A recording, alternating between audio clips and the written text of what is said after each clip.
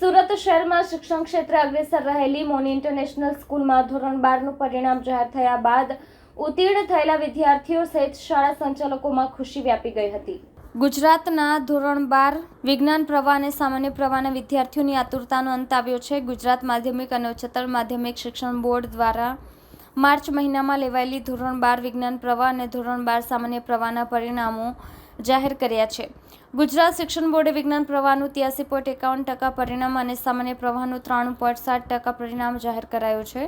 ઊંચા પરિણામો આવતા વિદ્યાર્થીઓમાં ખુશીની લહેર છવાઈ છે। ત્યારે સુરત શહેરમાં શિક્ષણ ક્ષેત્રે અગ્રેસર રહેલી મોની ઇન્ટરનેશનલ સ્કૂલમાં ધોરણ 12નું પરિણામ જાહેર થયા બાદ ઉત્તીર્ણ થયેલા વિદ્યાર્થીઓ સહિત શાળા સંચાલકોમાં ખુશી વ્યાપી ગઈ હતી। રજોડિયા વિશ્વ રમેશભાઈ મારું નામ છે અને 12થમાં મારે 96.70% છે।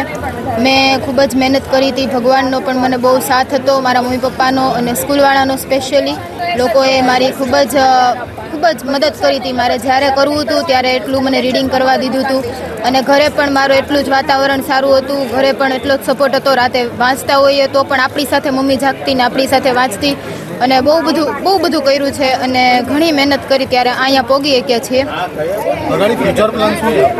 મારો ફ્યુચર પ્લાન BSc IT કરીને MSc IT કરીશ, IT એન્જિનિયર। ધોરણ 12 સાયન્સ અને 12 કોમર્સનું રિઝલ્ટ ડિક્લેર થયું। અમારી શાળામાંથી ટોટલ 59 વિદ્યાર્થીઓએ કોમર્સ વિભાગમાં A1 ગ્રેડ પ્રાપ્ત કર્યો છે અને જ્યારે A2 ગ્રેડ 188 વિદ્યાર્થીઓએ A2 ગ્રેડ પ્રાપ્ત કર્યો છે। સાયન્સની વાત કરીએ તો 6 વિદ્યાર્થીઓ A1 ગ્રેડ પ્રાપ્ત કર્યો છે અને જ્યારે 34 વિદ્યાર્થીઓએ A2 ગ્રેડ પ્રાપ્ત કર્યો છે। 100માંથી 100 ગુજસેટની અંદર વાત કરીએ તો 100માંથી 100 કરતાં વધારે માર્ક લાવનાર વિદ્યાર્થીઓની સંખ્યા શાળાની અંદર 18 વિદ્યાર્થીઓ 100 કરતાં વધારે છે અને 35 વિદ્યાર્થીઓ એના 90 કરતાં વધારે માર્ક્સ આવ્યા છે। છોકરાઓને કયા પ્રકારની તૈયારી આવી હતી? શાળાની અંદર પહેલેથી એક સિસ્ટમ વિદ્યાર્થીઓને દર 2 દિવસે અમારી વીકલી ટેસ્ટ આવતી હોય છે અને દર રવિવારે વિદ્યાર્થીઓને JEE નીટની અને સાથે ગુજસેટની અમે પરીક્ષા લેતા હોઈએ છીએ।